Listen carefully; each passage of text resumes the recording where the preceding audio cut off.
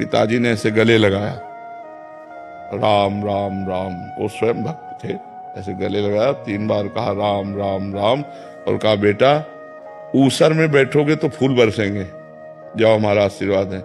लेकिन जिंदगी में अगर हमने ये सुना कि किसी माई बहन की तरफ तुम्हारी गंदी दृष्टि हुई, नहीं गृहस्थी में चलो और भजन करो, और अगर बाबा जी बनो तो जीवन में कभी ये शिकायत हमें न मिले, तो हमका वादा करते हैं कभी शिकायत नहीं मिलेगी।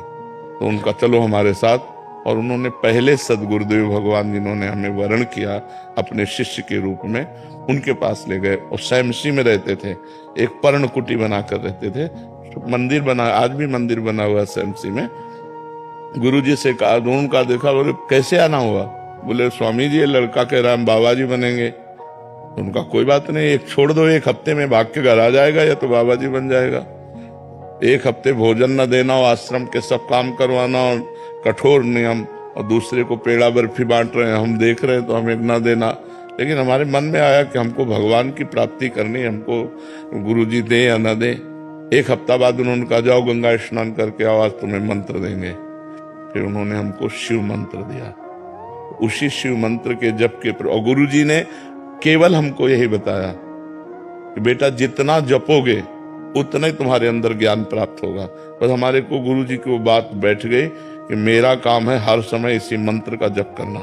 तो जब हम अपवित्र होते तो शाम में सदाशिव जपते, और जब पवित्र होते तो गुरुजी ने जो मंत्र दिया था शिव भगवान का, वो मंत्र जपते।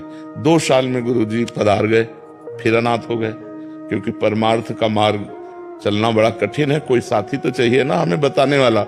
अभी 13 और 2 15 की आयु हुई तो एक संत आते थे सुखदेवाश्रम जी महाराज, उनसे हमने कहा महाराज जी हमारी जवानी की तरफ कदम बढ़ रहे हैं और हमें हमारे गुरुजी अंतर ध्यान हो गए, हम चाहते हैं आप कृपा करें और मुझे आगे का मार्ग। फिर उन्होंने आगे का मार्ग महावाक्य और ये दिया। तो कुछ ही समय लगभग 6 वर्ष 7 वर्ष वहां रहे। इसके बाद गंगा का किनारा पकड़ लिया। घोर विरक्ति, 1 रुपया कभी जीवन में नहीं रखा, ना आज है हमारे पास, ना आज है और ना जीवन में रखा। जैसे जीवन में थे वैसे ही। अंतर बस ये हो गया, पहले एकांत रहते थे, अब समाज में रहते हैं। पहले भरण पोषण आकाश वृत्ति के द्वारा होता था, आज भी भरण पोषण आकाश वृत्ति के द्वारा ही होता है। किसी से मांगना नहीं, कोई यहाँ फीस नहीं, अपने आप जो आ जाए उसी से भरण पोषण सबका होता है। भगवान की कृपा से जब काशी पहुंचे तब लगा जीवन का यही स्थान है, आजीवन काशी वास करो। घाटों में वास करते थे, किसी आश्रम में नहीं। ऐसे करने का स्वभाव नहीं था। तो जो हमारे सामने आ जाता, इसलिए कई दिन भूखे रहने पड़ते।